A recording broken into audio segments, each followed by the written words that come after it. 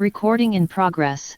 Welcome to the Bravo Rundown, where we break down the hottest tea that's happening in Bravo every week. And we are on Reddit hearing the latest theories, listening to the podcast, and just devouring the Bravo news. And as always, I'm with my fabulous co-host, Sonia Weber. Hi. Yay.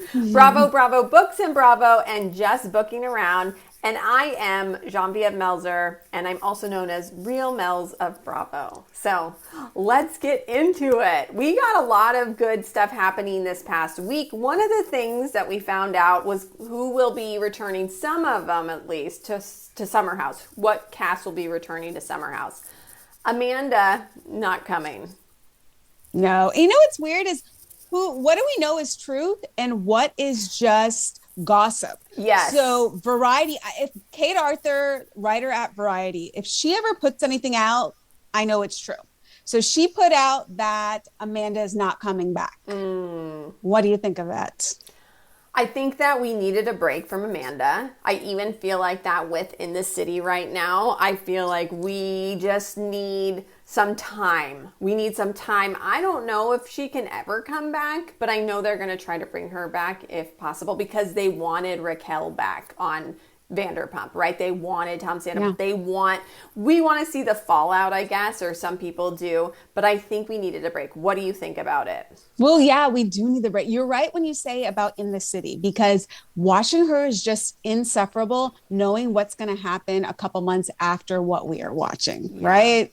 It's just too hard to watch. And then also we know that one executive at Bravo said that Summer House is about a group of friends. Yeah. So Housewives, if you don't get along, even better for entertainment value. On Summer House, if you don't get along, it's not the premise of the show. So how would she fit in if she is not friends with the cast?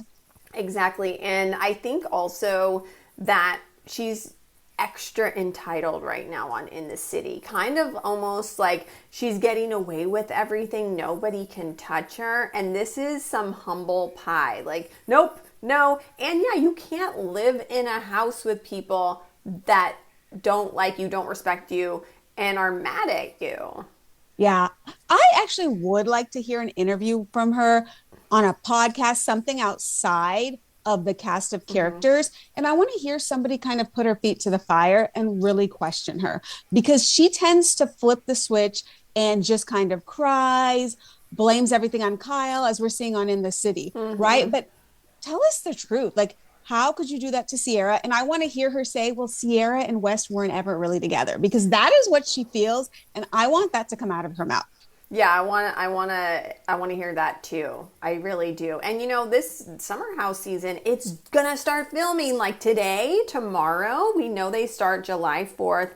So it's going to be looking a lot different. We've heard that Kyle is coming back. We heard that Lindsay will be coming back in some sort of capacity, I think, similar to what it was last season, maybe. We've heard that Ben is not coming back. Is that correct? That is actual, because Deadline reported on that, which I found was funny, because Deadline reports on like big A-list movie shows, a lot of book adaptations. The fact that they had an article saying Ben's not coming back, and then there's a photo of Ben and Sabrina Bell, I thought that was hilarious. No, that is, because it's like, you made it, Ben, to an article where you're not coming back. Like, sorry, buddy. That's going to be your peak in your television career in America. You go back to Australia now. Pretty much. And then what about KJ and Dara? So Bravo and Cocktails are reporting that KJ is not coming back, which means Dara wouldn't come back. But that hasn't been anywhere. So if they're about to film, and Bravo's already putting out articles of who's not coming back, why would they not put out one that KJ isn't coming back? Is the door open?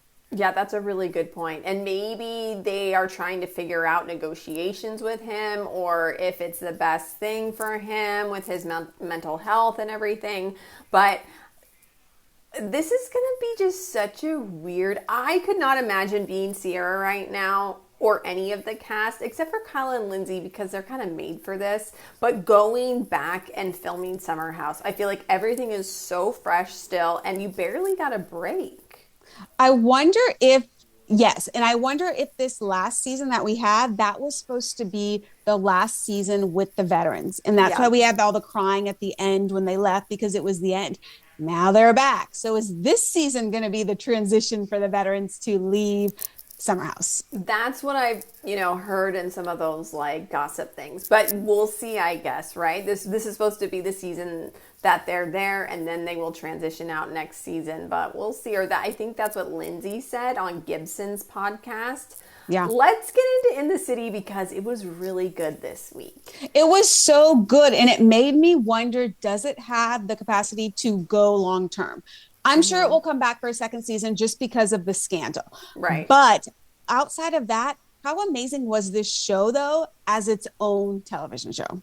Yeah. And if you remember, first season of The Valley, very good. We didn't know if it was going to be any good. It was very good. And then that's why they have gotten, second and now a third season. And so it's kind of starting out, I feel like, same kind of good buzz, but hopefully... So I'm going to disagree. I think it's riding off the high of the Summer House scandal. Okay. Because last week's episode wasn't that great.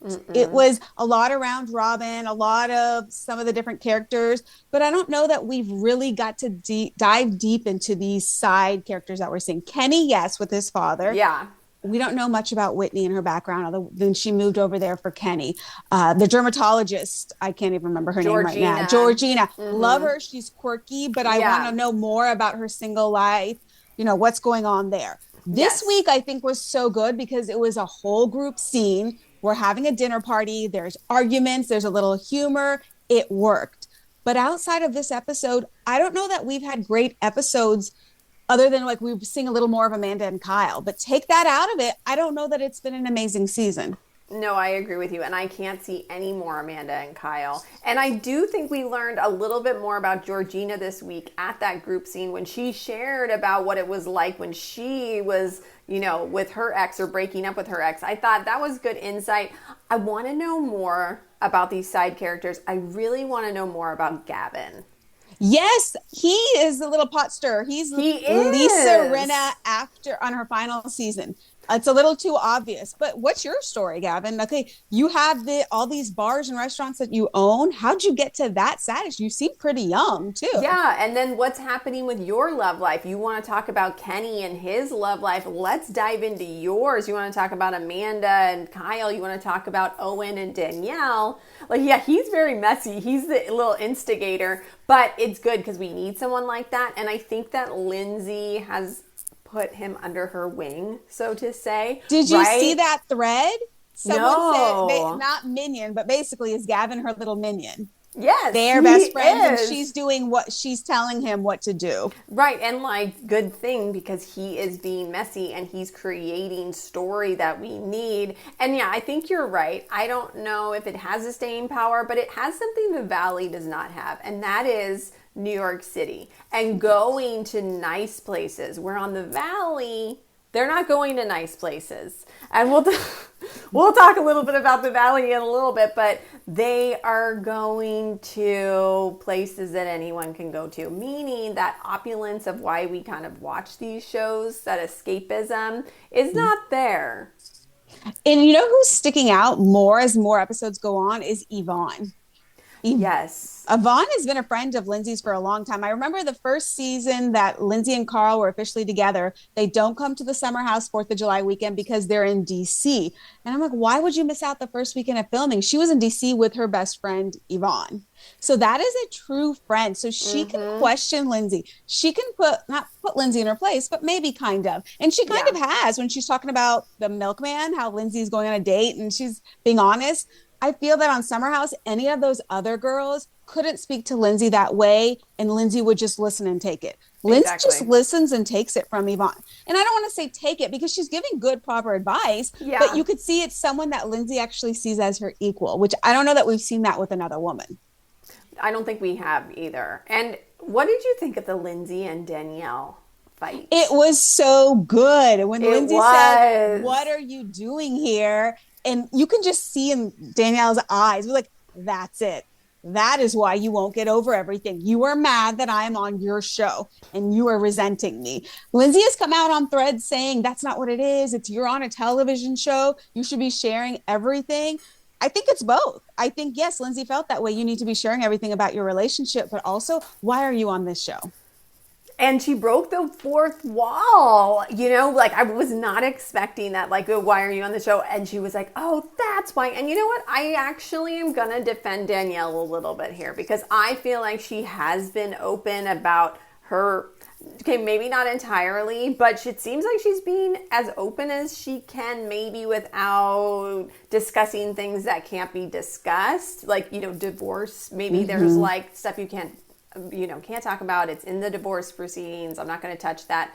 But I feel like she's being open like that. Her mom was on the show. I don't know. I think Danielle is a great addition to this cast. I agree. And Danielle says it. If I could tell you that there is an email, I don't remember what exactly she said. Something about there is an email that we can't speak about things is basically what I took from it, right? So I took that Ian's ex sent an email, maybe some kind of cease and desist, something like Lacey did with Jesse and Michelle. Like, you're not talking about anything about me on this show. So their hands are tied, which would make sense why Ian is just silent and not engaging. He comes off as kind of creepy, like I said last week, but I think it's that he's probably paranoid of getting some kind of lawsuit, or maybe you risk losing half of this if you speak about me on the show. So he's probably kind of like, I don't want to say anything because legally this could get me in trouble. And I think on that note, too, when Owen is being asked these questions every time they're together, like she said, you're not asking him where he's from, what he does. You're just jumping in and asking him about the storyline because you're on this show. At least, like, have the decency to be like, oh, so, what do you do or whatever? And then maybe a couple questions down the line, then you can ask about the ex. But, yeah, it's like everyone's just jumping on this guy, which... it's a reality show. So he needs to be like Brian. I can't discuss it from Rhode Island. Yes, right, Brian. It's a legal matter. I can't discuss it. He's got to at least say something like that because he looks really bad. But maybe he's scared to even touch it and say legally I can't say anything. Maybe he's that scared that he just looks kind of smug. I don't know that that's necessarily what he's trying to give off, but it's just awkward. And you start questioning, Danielle, why are you even with this guy? Why? What if it was something where he's going to lose X amount of money, like he might have to pay alimony or whatever, and it's like he is trying to keep that money down, but if he talks about her, then she gets more leverage. So maybe that's why he's just like, no, but yeah, you said last week on our pod that it doesn't seem like he wants to be there, and it's kind of feeling like that. He doesn't want to be on this show.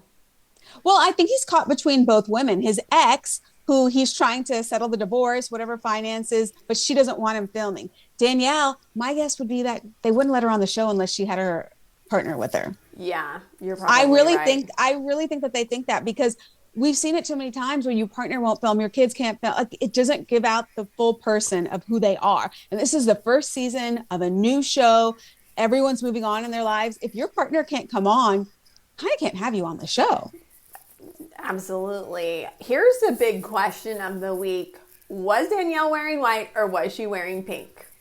No, I think she was wearing pink, but I still think it wasn't an appropriate dress to wear to the wedding. Like everyone said, if you had to ask, probably not a good option to wear. Okay, this is terrible. One time I wore this cream, but it had tan. It was like lace, so it was like cream, but it had tan.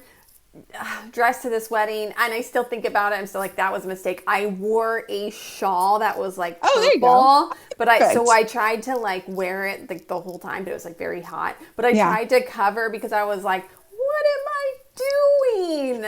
But so were you much younger though? No, I'm old enough to know better. I feel like it also depends on the person who's getting married, where they're getting married. I feel like if you have the tan in it, I don't think it was this big a deal. I know, but like, did anyone talk about it? Wait, did anyone say anything? No. There was no housewife moment, but maybe afterwards they were like, did you see what Genevieve was wearing? Yeah, like they'd be like, oh, that stupid girl, Oh. But I don't know. I mean, there are, my boyfriend's friends too. It's even worse. I'm like, making a bad, influence of myself. I do think that in the picture that she sent to Yvonne, it looked pink. But then in real life, it looked white. Did you see Sierra wore that in a confessional or an interview? Yes. So, and hers looked pink, but it's still a very light color. Yes. But also, Yeah. you've been married, you were married in Mexico. Oh, You went to yeah. City Hall. This is just a dinner. Is it really that important? And was it summer? No, actually, it wasn't summer. They filmed in the Mm-mm. fall. So you really aren't wearing light colors in the fall either. No, no, no, no. You know what? The dress did look really good on her. It was. I feel like if it were summertime, she could have probably gotten away with it a little more, maybe. Mm-hmm. Yeah, maybe. I don't know. At least Amanda wasn't in cutoff jeans and a brown t-shirt like in her confessional. I mean, this has gone from like I think she's looked really nice before, but now it's like every confessional look, it's like I'm like, oh, the bar is lowering and lowering. What is happening? Did she fire her stylist? What is this style, the I don't care style? Because I don't know anyone that would go that casual. Wait, Kelly on Atlanta in her Yes. t-shirt dress. But she did say, and she made an Instagram caption somewhere and saying the outfit I wanted didn't work out. So I ended up Right. with this. And so it was kind of like, was it, people who were speculating, was it iconic because it was just a white t-shirt? And I guess it was like Tom Ford, so it's Yeah. expensive. Yeah. Versus then you see Kelly in her like over the top lavender look with the short blonde bob, and I'm kind of like the white t-shirt over that one. So, you know, maybe somewhere in the middle. I think it's also the housewife. I don't know that Kelly is to that status that it would be iconic for it to be in a t-shirt dress. You stick Cynthia, you stick Portia in Yeah. a t-shirt dress, that's Yeah. making a statement. But how do you know whether you're not that person that can make the statement? You just do it, and then See like- where things fall. Dorit could wear Dorit, that would be ironic. it. You're like, oh, right? is that what you can I afford now, little Doriti? Oh, little Dorito. Someone posted a thread and I put it on our Instagram page. It was Schwartz doing the pose of the hands on the glass, looking out the window. And it was something like Dorit could never, but it was Schwartz and his Schwartz outfit. Oh, Schwartz. Should we talk about the Valley? Yeah, I liked the Valley this week. Okay. This is what's so great about us, Genevieve, as partners. We love Bravo, but our takes and our likes and dislikes can be polar opposite. Absolutely, because I thought I was ambitious and I thought, you know what? I'm going to dive into the Valley this week because Sonia is enjoying it and I want to be able to talk about it with her. And I can. I only watched about 10 minutes. I had like a visceral reaction to watching the Valley. I started to feel like almost like anxiety. I was like, oh, I don't think I can watch this. One of the things that really bothered me was they're in Mexico for their cast trip. I'm like, how many times have we seen that VPR cast go to Mexico? And the way that they did it, you can't do those trips any better than it already was. Then I think I got triggered because I saw Lala and I was like, Schwartz, what are you guys doing here? You know, like, I'm like, please no. Janet had her moment. She was triggered. It was just, I want to hear why you're enjoying it. Fill me in. I don't even know that it's that amazing. So I was reflecting back of my thoughts of the Valley this morning and just thinking about this season and how the first chunk of it, the first chunk, maybe not half, it just wasn't hitting the same way as it did in the past. Yeah. And I assumed maybe it was because the Summer House scandal and everything was all about that. But then they start going to the Mexico trip and you're seeing different sides of people. Michelle is a completely different person this season. Taking off her bathing suit. No, she was in a dress. Just take off her clothes and running into the ocean with Kristen topless. Oh. But dancing around, frolicking in the water. It's like, who is this Michelle? In the bar, on the bar top, standing, dancing, lifting up her dress, and again, like, who is this person? Honest conversations with Jesse. Jesse, I wish you would have treated me the way you're treating Lacey, the way you hold her, the way you touch her. I wish you treated me that way. I never got to see that side. And I will give Jesse credit. He doesn't argue. He doesn't point fingers and say, well, I never did that because you were this way. He just kind of listens to her. Wow. This is a different side of Jesse. And I'm wondering, having Lacey in his life is changing who he is, because seeing Jesse and Michelle, like seeing their co-parenting, their friendship is really nice to see. They even went shopping for little Isabella, clothes shopping. It looked like they were a couple. they were on the racks. Would she like this? Would she like that? And that's when Michelle says, I wish you treated me the way you treat Lacey. And Michelle was like telling Schwartz, I want someone. I want to be held. I miss the cuddling. I just want to be with someone. I mean, it's taken her 3 years, but she's open. And now I'm like, you're a reality star.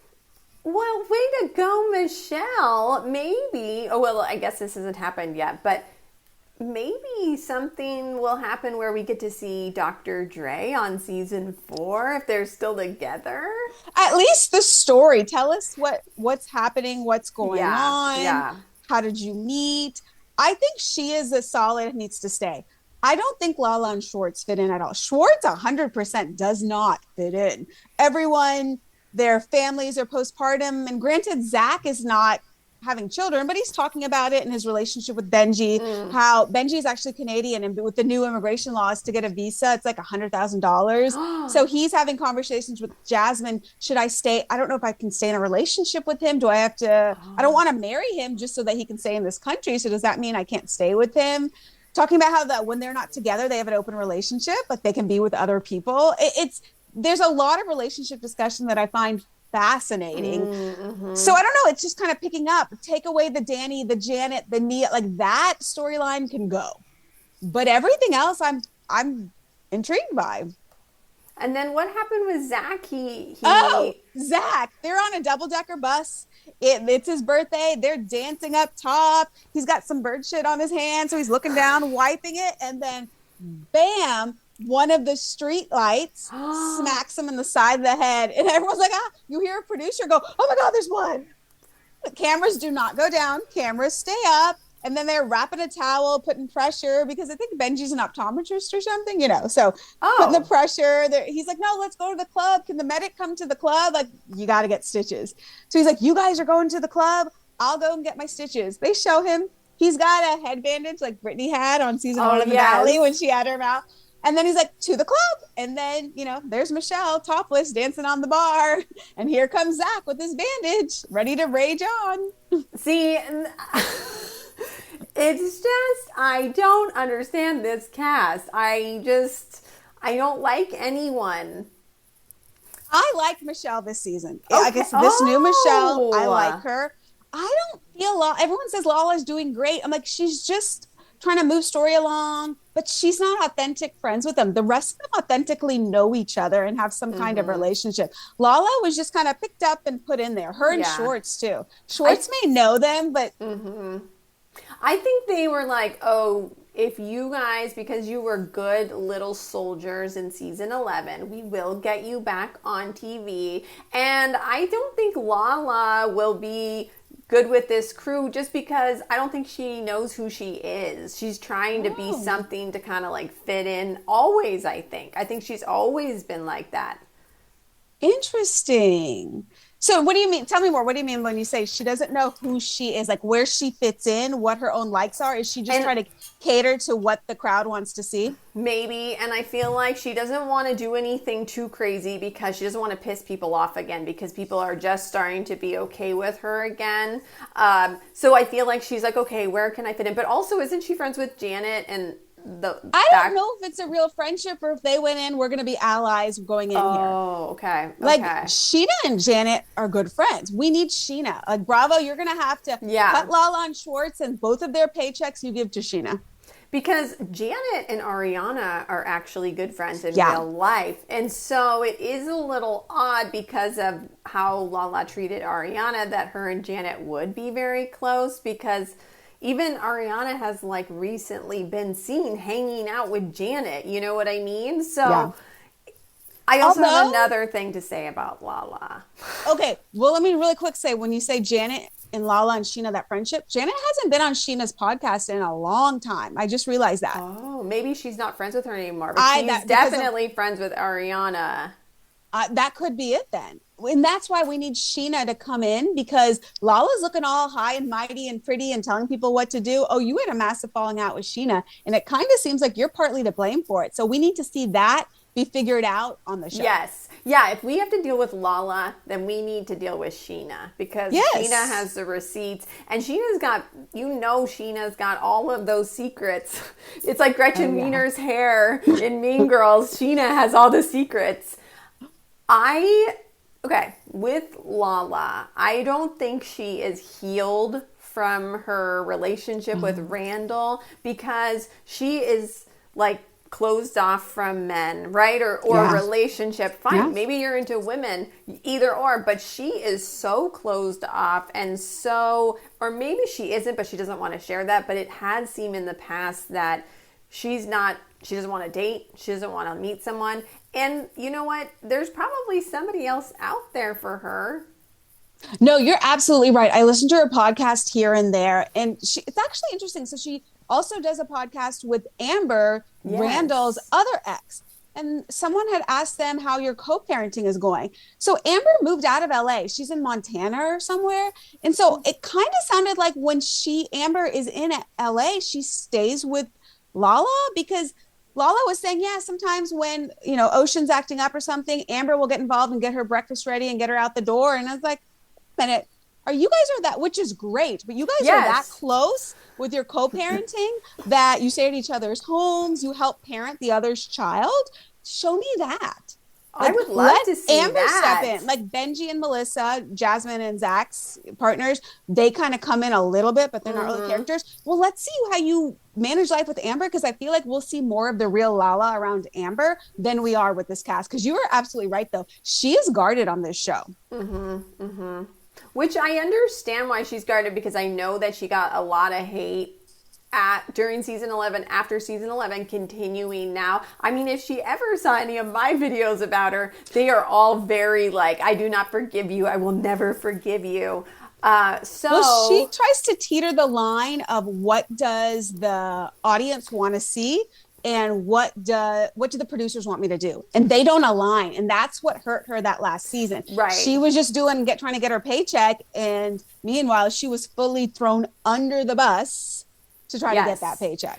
And this is like whatever, but I listened to Jeff Lewis on 31 Flavors podcast, Alex Baskin, on that, whatever his podcast was called. And Jeff had said, either he decided this or someone else had said this to him that was like a big executive, was that a good reality star cannot be in the comments and has to live in their bubble. They cannot act like what the audience wants them to act like. And that is huge, because if you are trying to play a role that the audience will get behind, it's going to blow up in your face, because it's not authentic, or you're going to try too hard. You just have to kind of be in your own little bubble, be your delusional self, and then you'll be a good reality star. And that brings us to a really good delusional reality star who's only going to be a one-season wonder, because we found out that Liz is not returning to Rhode Island. And those rumors had been circulating, so we kind of knew it was coming. Yeah. But I also feel that if you watch the end of the season, she seemed checked out. She seemed like Ian from In the City. She just seemed annoyed wherever she went. She didn't like conversations coming up. At the reunion, she really didn't speak all that much unless she was defending herself. She was like a no-show in the reunion part 2. And that's all editing too. Maybe she said a little bit more. But yeah, it was like, nothing in this episode. People were speculating it's because of the ongoing, the things that are happening with Dino and the sports fishing boat and allegedly all that stuff. Will you miss her? Well, first she put out a post saying that people are speculating there are reasons why I'm leaving, and those are not the reasons, and I will go after those people. So I'm not saying there's any reason that she's leaving other than she wants to be with her family. She has a grandbaby now, right? So that's why. I don't know that she contributed a ton. I think towards the end of the season, right? She was just kind of there. Remember the water slide and the butlers on that one trip? She just walked away. I think she could have had the potential to be a good motherly figure. Yeah. But she seemed that she just did, like, these women are younger. I don't want to get in the middle of this. I don't think that it's going to hurt that much. I think they're going to need a strong figure that will tell it like it is and just be their authentic self. And we had mentioned that Monique, right? Yeah, I think so. She's friends with Rosie and she's friends with Alicia. So and she would be a good one. Yeah, and she was the one who was at the Riches Sinatra night or whatever. She came in. And she's married to NFL players. Yeah, like that all sounds like very interesting already, just those couple of lines about her. And I think you're right. I don't know if they would need her. I think Liz would have been great in a friend of capacity. Yeah. Then we're not going to dive into the ongoing. You could keep everything, you know, kind of up here, and then you just come in like how Dolores did. But yeah, I mean, I enjoyed her, but I think they probably can find something that works. I think they can. I don't think it'll be too bad. And even if she didn't do anything, the fact that she's connected to Dino and suddenly the Bravo world is very interested in what he does. Like, he pled not guilty, correct? So he has to go to trial. So. Yeah. And he has to go to trial now. So I would imagine around the time the show comes out, at some point in the process of filming to when it comes out, that case is going to be going on, and it's going to make that case even worse because it's connected to Bravo. Right. And then you got somebody like Joellen on the show who's going to 1000% bring it up on camera because the producers want that. She wants that. And now you got someone like Joellen who's got receipts and wants to show you the proof, the timeline, everything. And you don't want that heat. No, and I am very curious what season 2 Joellen looks like. Yes, me too, because we did get a little bit of some heat for our opinions on Joellen recently. Yes, people absolutely love her and didn't like that. We're just questionable.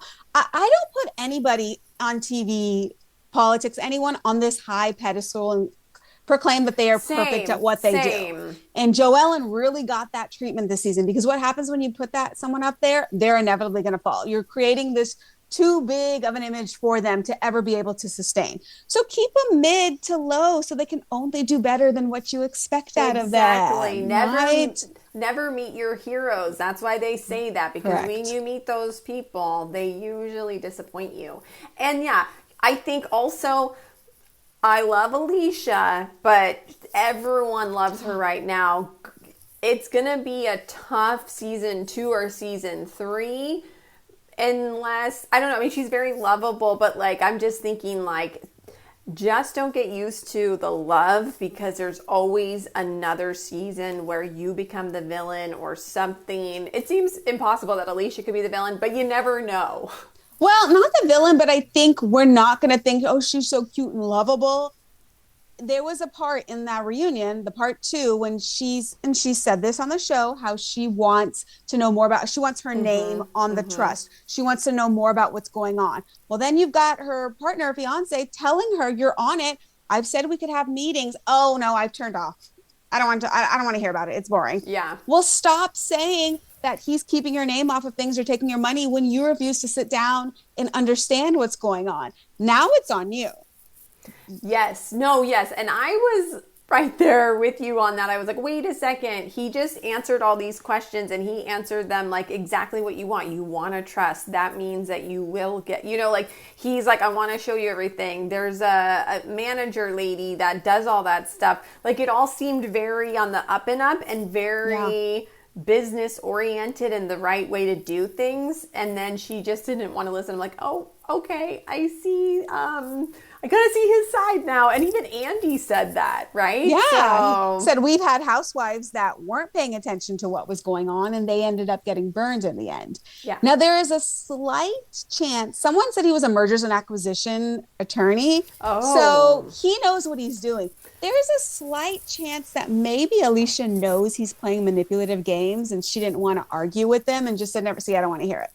I mean, there's like a 2% chance. I'm just throwing out another theory. No, I mean, but I'm leaning more towards she's not the sharpest, and maybe it is because I can get that way with my husband. I'm like, I don't want to know.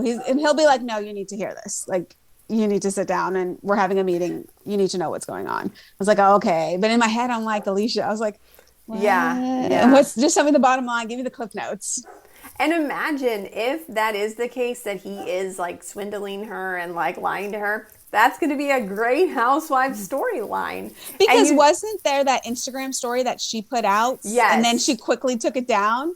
Do you remember what it said? Yeah, it was something about like, what do you recommend? Or like, what if you don't see your money, it's just taken from you. But then during the reunion, like, or you don't know where it's put or whatever. It's just taken to you. Your own money. Something about like your own money is put in a different account. Yeah, that you don't like, see. Paid bills or used to pay bills or something. Yeah, and I was like, oh, well, that's not good at all. But then when he was on the reunion and he was explaining that like this goes to that and that, I was like, oh, it was probably kind of like allocated. But maybe she didn't want it to be allocated like that.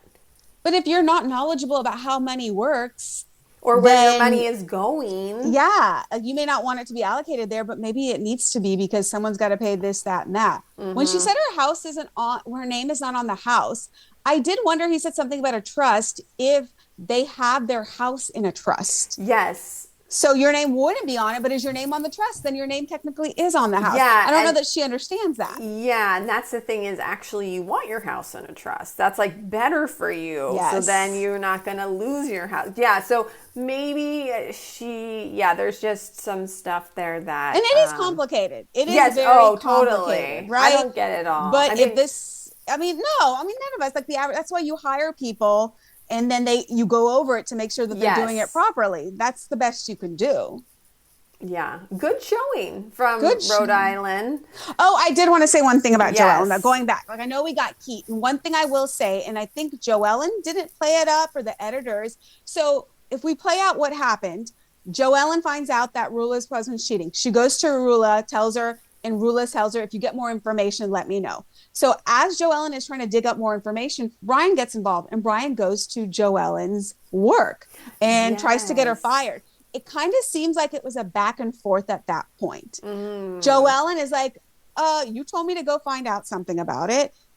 Brian's saying I'm lying, that none of this happened. All right, I'm going to dig more. So then Brian's going back to her work and trying to get her fired. So I think a lot of Joellen's heat is coming from the fact that you went and meddled in my life now. You went and meddled with my money. I'm going to come in hot to show how horrible you are. But she did not push the fact that he went into her job. She pushed the fact that you guys aren't legally married or everything. That was the disconnect for me. Oh, yeah. She should have gone harder into the fact that now I'm unemployed and you had something to do with that. Even if you're saying you didn't, you did because you complained to my work about me and now I don't have that job anymore. Yeah. And here are my receipts and here are my receipts. If that was really why she was angry. But also, Rula, let's push a little harder. What are you talking about? She sleeps with doctors. What are you talking about? How she has her own, she uses the corporate credit card. Like, let's push a little harder. So did we miss stuff? And the way they edited it was only Joellen going after their timeline and their marriage and cheating? Because it sounded like they just got as nasty into Joellen's, which makes more sense why Joellen was pushing so hard.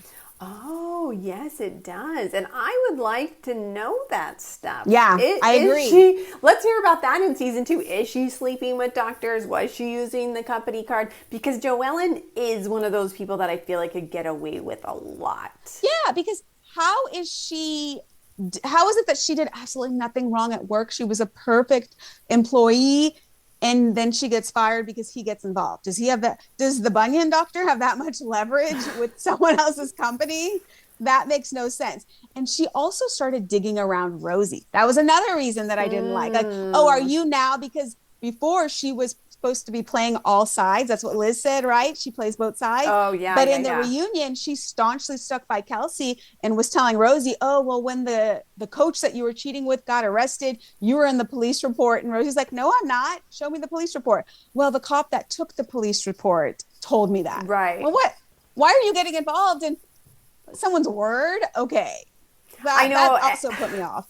I was like hook, line, and sinker this is the problem. When Joellen said that Rosie was in the police report, I was like, she's got you. She's got you. And then I was listening to Crappens later, and they're like, listen, if there was a police report with her name on it, we would see it. It would be out. And I was like, oh, you're right. Like, yeah, you would. Yeah. Because when she said that, I was like, you got her. And then it was like, oh, the cop told me.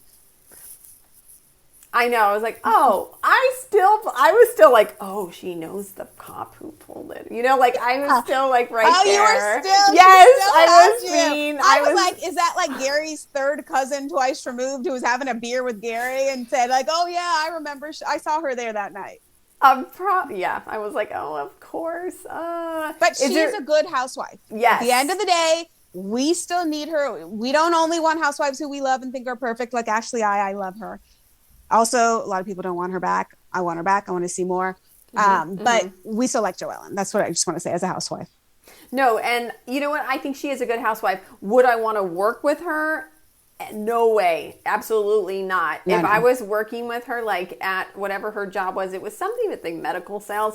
I feel like she would be the kind of person that is like, oh, you were on break, so I stole your client. Yes. Right? Like, wait, what? Like, oh, but your list of clients is gone. Where did it go? Joellen has it. Not seen, allegedly. Okay, I have to say that. But she seems very like cunning, cutthroat. Yes. Yes, cutthroat. she is.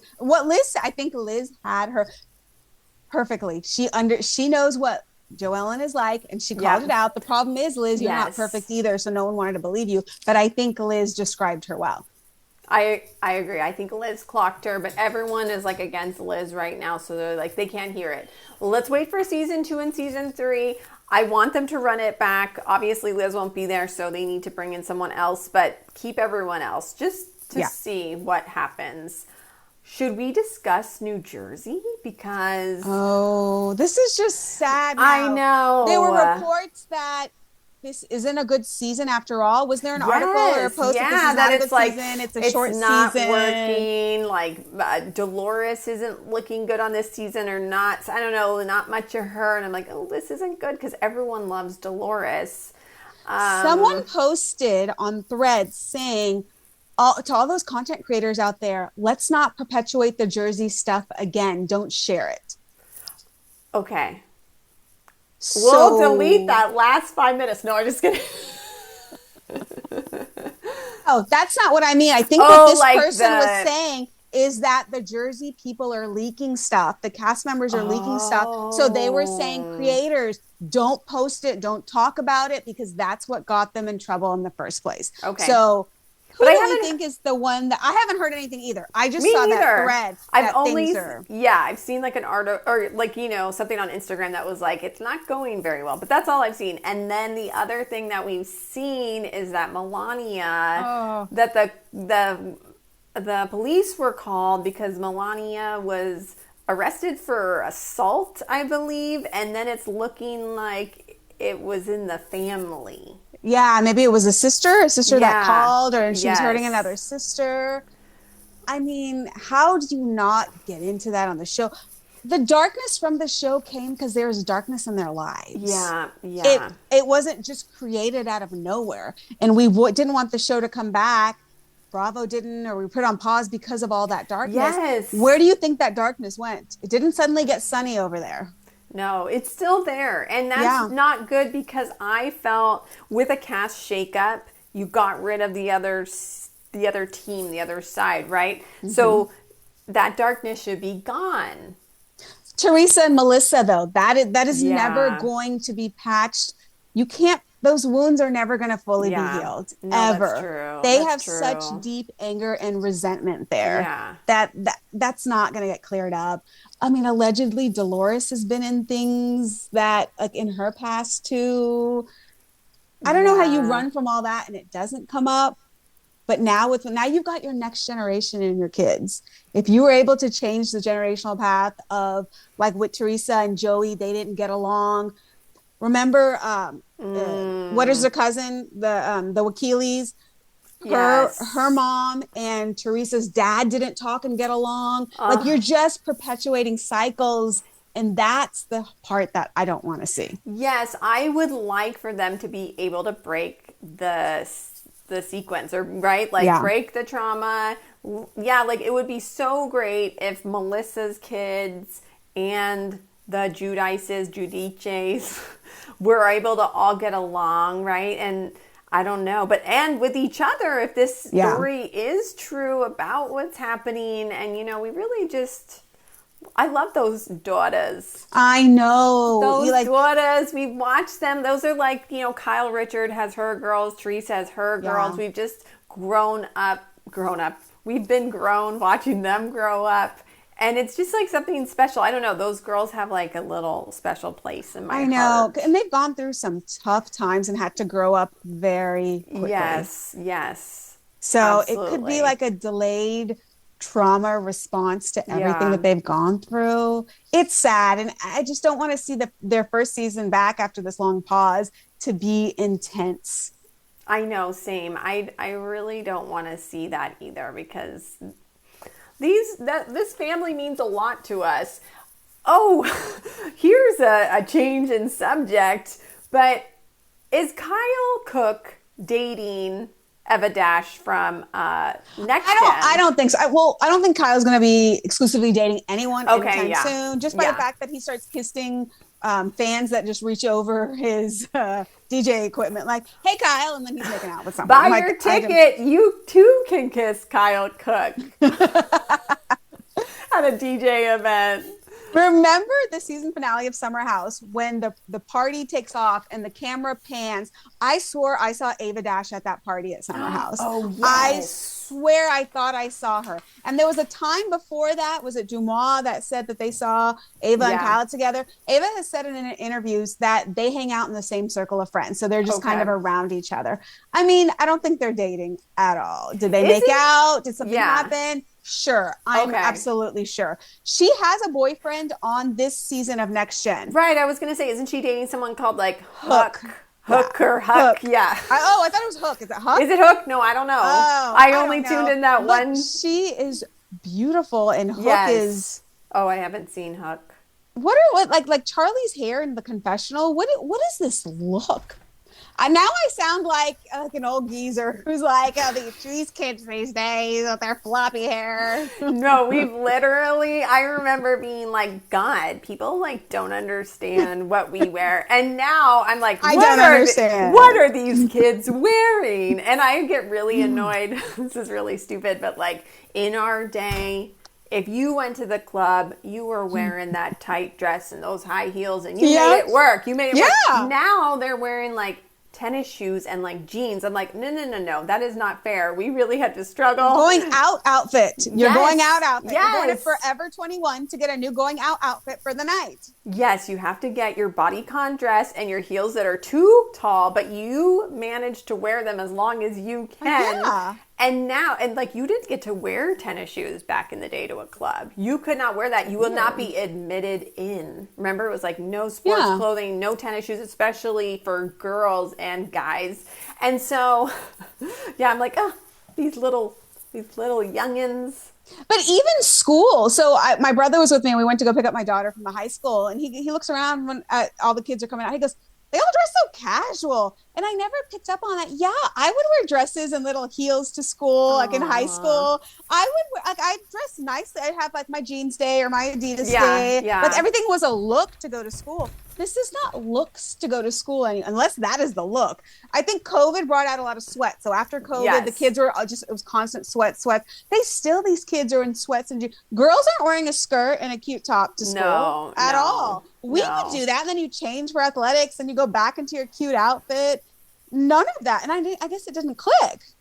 No, and it is, I think it is like a generational thing, because you see that like even Gen Z, they're all in their like sweats and stuff, and then, it's like, I'm like, I don't even know what these younger kids are wearing. I'm like, we are a couple of old fogies now. Look at us. Candy's daughter, Riley, talks about in her confessional, a corporate baddie. She says she's talking to production and I don't know if it was in the show or I started watching the after show of Next Gen, and they pan to the producers and she goes, I mean, no offense to you guys, but people in the workforce these days, they kind of don't dress like a corporate baddie. I'm like, we dress like corporate baddies. I'm not like all like in jeans and floppy. Like it feels weird to like I have my home clothes where I wear my like whatever. And then I have my out of home clothes, right? So, and I texted you the other day when I went to the library, I was still in my home clothes and I have food splattered on my home clothes from cooking. And I'm like, oh my gosh, I forgot to change out of my home clothes to my corporate baddie clothes. No, there's literally two looks. There's corporate baddie, and then there's your like, maybe like, is she okay? She's just like, yeah, it's sweats. It's maybe there's stains. The hair is like a mess. Bun, you know, always. It's like, yeah, no makeup. It's just, yeah, there's the two extremes and that's it. My favorite Target V-necks that I wash so much, they get these really tiny holes like right around the stomach. Time for a new $8 Target V-neck. Gotta replace it. Oh my God. I love it. We'd fit in with Amanda. We really would. Clothes. Oh, and you know what? I have a hot take that I wanted to share with you about I was like, and I like came up with this. Okay, so Kyle and Amanda and West and Amanda. These relationships are a lot more similar than we thought because Amanda, think back to early seasons of Summer House when Kyle's wearing that like ridiculous mullet wig and she puts it on or she has her own in one of those episodes and she's like, I'm Mrs. Send It. It's very like, ew. And I was thinking about this and remember Kyle's problem with, at first, the first thing Kyle says about her when we hear who Amanda is, he said, Amanda's so cool. We hung out for 6 months and she's just so nice. She never asked for anything or something like that. Alluding to the fact of like, this girl is just like a nice girl. She doesn't ask for much, right? Like she's like a cool girl like that. Kyle's looking for like a cool party girl, right? Who wants to send it with him. I think Amanda was pretending or trying to be what Kyle wanted. She wanted to be that party girl. She wanted to be that cool girl, Mrs. Send It. And then she got him, right? And like, then eventually she was like, oh, I don't want to do this anymore with him. But now she wants to be the cool girl with Wes. She wants to pretend to be something that she's not to be with Wes. So she's doing the same pattern yet again because maybe she doesn't know who she really is. Maybe she's not confident enough to know or figure it out. Or maybe that's who she is. But I was just like, wait, these relationships are very similar. Because it was a guy who wanted a fun, cool party girl who's okay with whatever. And she's trying to pretend that that's what she is when I don't think that's what she is. And she never has been. And that's why it didn't work out with Kyle. Because if you were that fun party girl, guess what? You would have gone out and just partied with him and you'd still be partying with Kyle today. No, I don't even think that's a hot take. I think that is spot on of what's going on. I mean, granted, based on our Joellen commentary, maybe it is a hot take because things that we think of one way, people don't always agree with us. But no, that's true. To me, I totally agree with you. I think she sees it as a competition and she sees it as a game. You're absolutely right. It's the same thing. Like, it's like, I'm going to be the one to catch him and I'm going to be the one to settle down. We don't know what Kyle was like in that whole scene before the show started. We know what West has been like the last 3 years and all the women that he has gone through. So to her, it's like, I'm going to get him. Just watch. He's going to be mine. Okay, great. What are you getting? What is the prize? That's what you want? You really, really think that he's going to drop everything for you? Especially in that whiteboard confessional, he kind of seemed like there's maybe some love still there with Miha. The way that was the one person that he could express that he kind of did her wrong, could never say that about Sierra. Exactly. And the fact that they did talk for 6 hours shows that West actually cares for her because he would not spend his time, right? It's all about him, his special time on the phone with someone for 6 hours if she didn't matter to him. And that is a big tale because he did not care about Sierra. He didn't call her and talk to her for 6 hours. He didn't even call her. So yeah, I think that Miha actually holds a lot more weight than what we even thought. But that whiteboard, that was like, oh, yeah.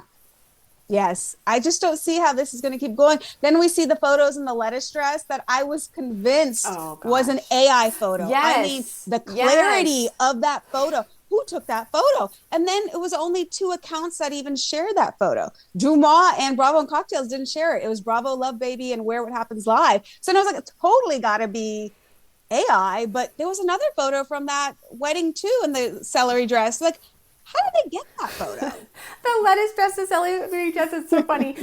Yeah, if you guys have seen this, it's like this big green flower thing on the front of it. And yes, there's one picture with Wes has like a napkin wrapped around his head, and then like, she does it. I saw another photo where she does it too. Like, what? No, is that the mullet? Like the equivalent of Kyle's mullet? I'm Mrs. Napkin over the head. Like, and that dress, just what she is, such a tiny figure. Like, save that dress for us who are not that tiny. Maybe want to hide a pooch, maybe a pregnant woman. Like, that dress just swallowed her. It was not for her at all. And I did make a video about that, not the dress, but the picture, because it did look like AI. There was something off about both of them, but then there was that other picture where it did look like them. So I was like, okay. But people, have been like, there's something off about this photo. Like, it's odd. And so they're on that wedding tour still. Wes Wilson has like a massive friend group, and they just keep getting married, and him and Amanda just keep going to weddings. I felt like Kyle and Lindsay went through that for a while in Summer House. Like, oh, we're not here, we're at a wedding. And they all got married in Italy. Everyone gets married. Yeah. Do they have like special package deals at the hotels or the venues there? Where like, get married here, we'll offer you a deal. They have rich friends that are doing that because, come on, that's expensive. And then to expect your guests to come to Italy too, especially when everyone is getting married different places. That's the big part. You got to have rich friends too that are going to just go to Italy for a wedding, because unless you're making a vacation out of it, that's an expensive wedding. I know. That lettuce dress, that was so good. You just clocked it. Lettuce, celery, Brussels sprouts. So bad. So bad. Oh my gosh. Although her polka dot dress in Italy too, the photo we saw with the bun, it was again so baggy on her. Yeah. I think she likes that baggy look, like fit. and that's something that is big, and models do that too, right? And they look really cool in those like big baggy things. She doesn't. Yeah, I don't know. Not for me. Not for was me. there anything else that you wanted to talk about before we get into what we can't stop thinking about? No, I was just about to jump into that. Oh, good. I can't Let's stop hear. thinking about. So I read Reza's memoir. Oh. And the reason was I was at the library and I just saw it sitting on the new bookshelf. It was next to Patricia's Alshul from Southern Charm, which that one has been sitting on the new bookshelf since October. Every time I go, no one is getting it. And I don't know why the librarian's not moving it to the actual shelf. It's still downstairs, new books. But Reza's was there. I was like, okay, let me try it. I want to hear his story as an immigrant from Iran. It was really good. Take out the Bravo. The Bravo part was like the last third of it. It's really his story assimilating here in Beverly Hills, coming from Iran as a child, and like everything about the political changes that they had there. So if you are interested in a story like that, it's a good one, because it's also written by him. So it's really light and casual. It's jokey. The only super juicy thing was in there. He dated Bob Harper. And he was kind of in a throuple with Bob Harper when Bob Harper was married, but I don't know if that husband knew that he was in a throuple or if he was just straight up cheating. Were they both on the same season of Traitors? No. Oh, or were they on different seasons? Reza was on the first season. Was Bob Harper? I don't think Bob Harper was on the first season. I don't think so either, because I was like, wait, what? Oh my God. So he says they're good friends today still. Yeah, cool. I was like, I never knew that. I had heard that somebody in the Bravo world dated Bob Harper. For some reason, I thought maybe it was Jeff Lewis, but I don't think so. But yeah, Reza did. So I was like, that's kind of juicy. Harper. But it's a good good read. Silly. Oh, good. He Yeah. shares how the first season of Shaws of Sunset, there was this odd producer that kept sending emails to the cast saying like, you need to lose some weight. You need to do this. He said, we couldn't figure out who it was. And then he goes, it was me. I was doing that to up everyone's game. I had a fake email address. I had a fake name. He's like, I am a jokester.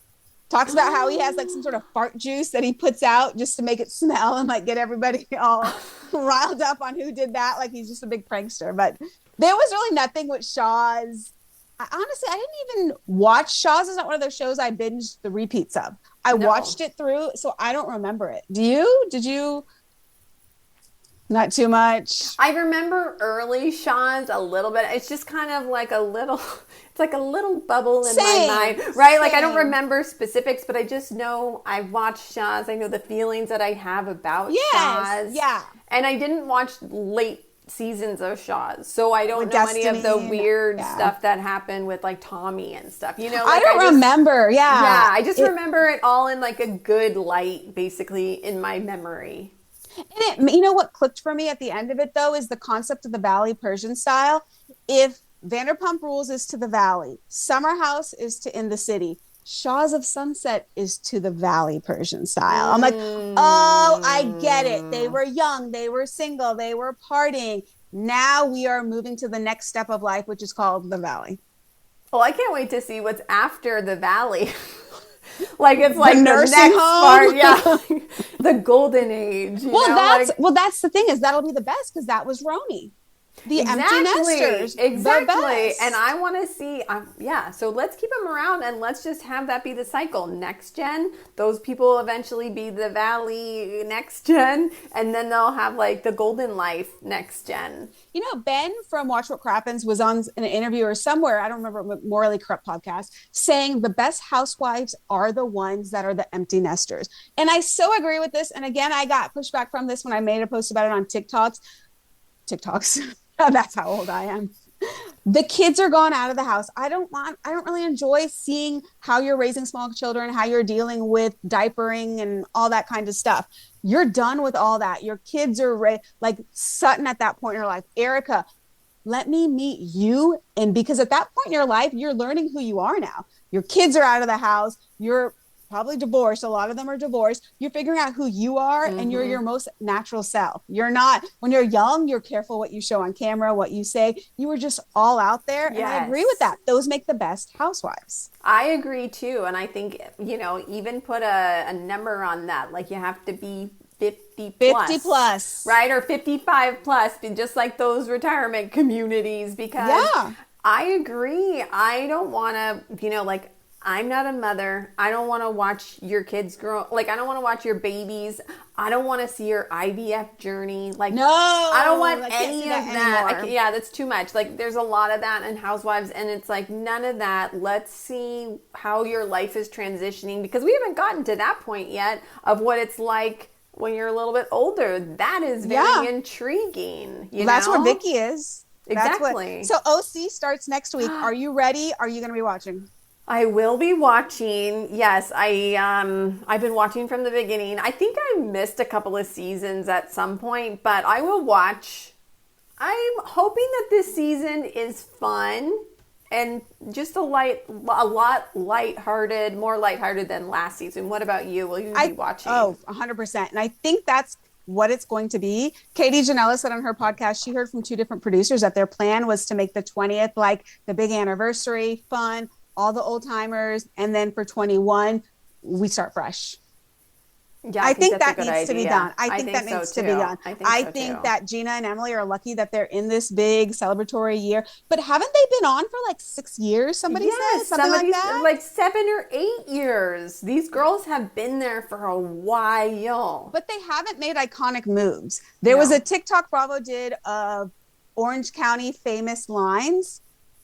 Emily didn't have one at all. Gina had one that I don't even recall ever hearing that, but it was Tamara, it was Shannon, it was Vicky, it was Heather. with the iconic lines. Exactly. They've just kind of skirted by and stuck around. Ben has said that before too on Watch What Happens. He said that Emily and Gina don't have any iconic lines, and you're like, Yes. oh my gosh, they don't, and that's not good. If you're a housewife, you need an iconic moment, an iconic line, something. And those two are in a financial position where I would think they need the show. I heard that Shane quit his job and just manages Emily.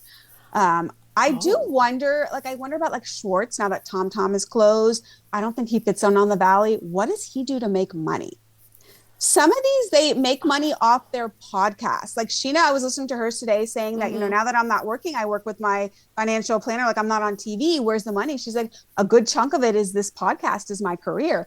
Like, wait a minute. One podcast a week is your annual income? Wow. Okay, well, we're going to keep making this podcast. Yes. Does Schwartz still have a podcast, by the way? think The he Retox, does. Detox, Yeah. Retox, whatever it's called. And I've told you this, how I look to see the ratings of podcasts and how Yeah. they do. Britney's is in like the top 50 typically. Wow. Yeah. People love Britney. I People was love her. shocked by that. I was Yeah. shocked. So I guess then, maybe you can make enough. A podcast network pays you a salary. I would like to know what it is. If you guys know what it is, message us on Instagram, please message us. the.bravo rundown, and tell us what is income of these podcasters. Because even Katie and Dana, like Dana Cathan, she came out saying that she quit her corporate job and she just podcasts full time. Again, once a week a podcast. I guess you have to live life to discuss it, but once a week, and that is your annual income.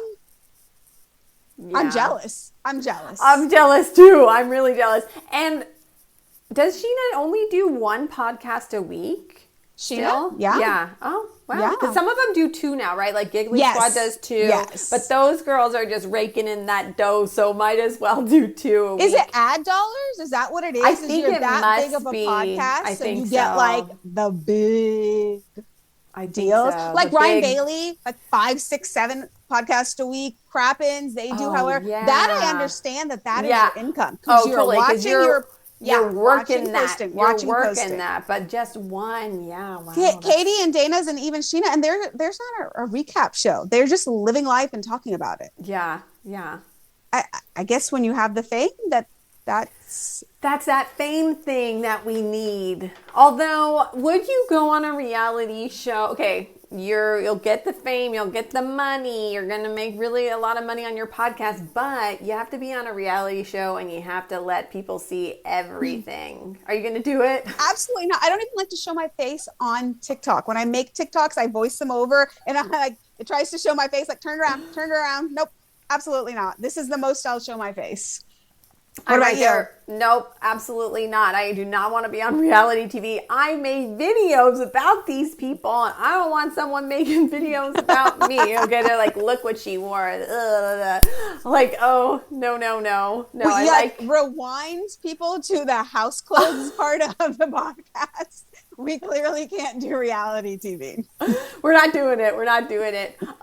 My favorite, or what I can't stop thinking about this week is that on Real Housewives of Atlanta, the end of the episode, they're in Scotland. There was just this really wonderful scene that sometimes we forget with housewives. It's not all about fighting. It is also about the friendships of these women. And they had this incredible scene with Portia, Phaedra, Drew, Cynthia, and Kelly comes in, and they were really all talking about kind of divorce and the struggles that Kelly was going through, and the other women are going through similar struggles or have been through similar struggles. Like Drew started crying because she's like, I don't know if I'm going to be able to keep my house because her and Ralph are, getting divorced. And it was just really one of those special moments in Housewives where you're like, oh, this is why I watch this. You're like, I'm not toxic. I'm not watching this just for fights. Like these relationships with these women are so special. So that I was like, oh, well, and it was super special too, just because Kelly hasn't been getting along with any of them, or they haven't been getting along with Kelly. Yeah. Kelly hasn't been vulnerable, very combative.